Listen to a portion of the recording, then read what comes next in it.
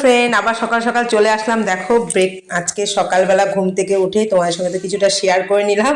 আর চা খেতে খেতে ভাবি নিচে বসে আছে, এমন একটা কি বেশ কথা একটা বললো না, মানে আমার ভীষণ হাসি পেয়ে গেছে। তো যাই হোক, অনেকদিন পর আবার একটা ব্লগ নিয়ে শুরু করে আসলাম, আর ভাবির সাথে একটু বকবক বকবক করছি। কি যে বকবক করি আমার তো আর মনে থাকে না, বকবকই করে যাই। তো তাড়াহুড়ো করে তোমার দাদা ভাইয়ের জন্য এই যে রুটি করতে গিয়ে তোমার দাদা মানে আলু ভাজা বা আলুর তরকারি করার টাইম নেই, বললো আমি এক্ষুনি বেরিয়ে যাব। তো আমি বললাম দাঁড়াও, একটু বেগুন ভেজে দিই আর রুটি নিয়ে যাও গরম গরম।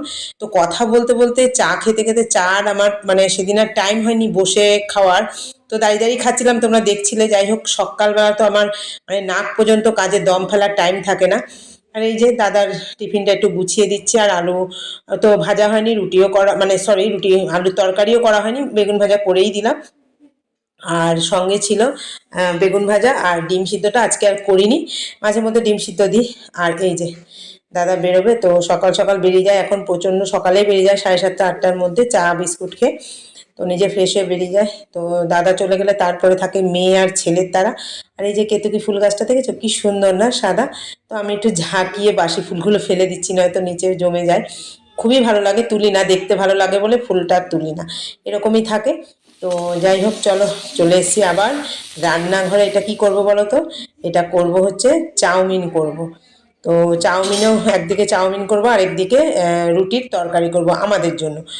তো চলো সবজিগুলো এক এক করে ভেজে নিই, ভেজে ভেজে তারপরে চাউমিন করব, তারপরে রুটি তরকারি করব।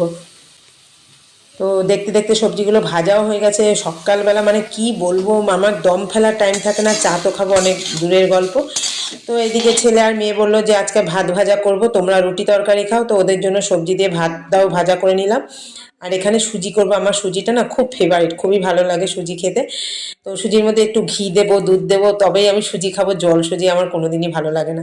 তো স্নান করে চলে এসেছি এখানে সুজি করতে। তো ছিল আজকে মানে একাদশী, তো দুদিনের মানে ভিডিও শ্যুট আমি একসঙ্গে করলাম। ওটা ছিল আগের দিনে, আর এটা ছিল একাদশী। তো একাদশীটা আমি করি, মানে করার চেষ্টা করি, জানি না কতদিন কি করতে পারবো, ঠাকুর যদি টানে অবশ্যই পারবো। তো যাই হোক, চলো সুজিটা করে নিলাম, আর করেছে হচ্ছে তরকারি। তো গরম গরম সুজিও হয়ে গেছে, আর করব হচ্ছে পোয়ারোটার সাথে।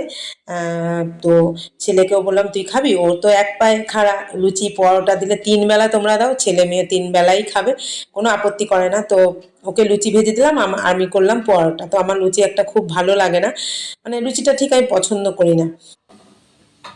বন্ধ করো, করে দিয়েছি, বন্ধ করো। বলবো দেখ, এসে এসে জ্বালাচ্ছে। 19 তারিখে পরীক্ষা, সারা কম্পিউটার দেখছে, এত জ্বালায় ছেলেটা। খেতে দাও খেতে দাও, একা হাতে আমি করতে করতে নাজেহাল হয়ে যাচ্ছি।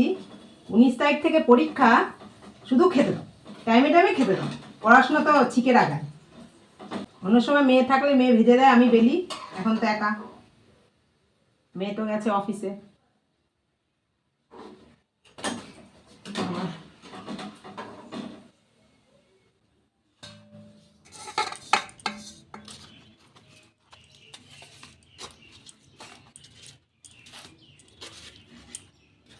তো চলো ফাইনালি আমার রান্নাবান্না শেষ, ছেলেকেও দিয়ে দিচ্ছি ফুলকপি আলুর কষা। এটা ছিল মানে একাদশীর ব্লগটা, তো দুটো ব্লগ একসাথেই আমি একসাথে জোড়া দিয়ে তোমাদের সামনে নিয়ে আসলাম। তারপর ছিল এটা 3 নাম্বার ব্লগ শ্যুট করা, এটা হচ্ছে শিবরাত্রি। মানে শিবরাত্রি আমাদের শ্বশুরবাড়িতে সেভাবে নিয়ম নেই, নিয়ম মেনে সংযম করে করা। তো আমি শিবরাত্রির দিন মন্দিরে গিয়ে জল ঢেলে এসে বাড়ির শিব মহারাজকে আমি জল ঢেলে দিলাম।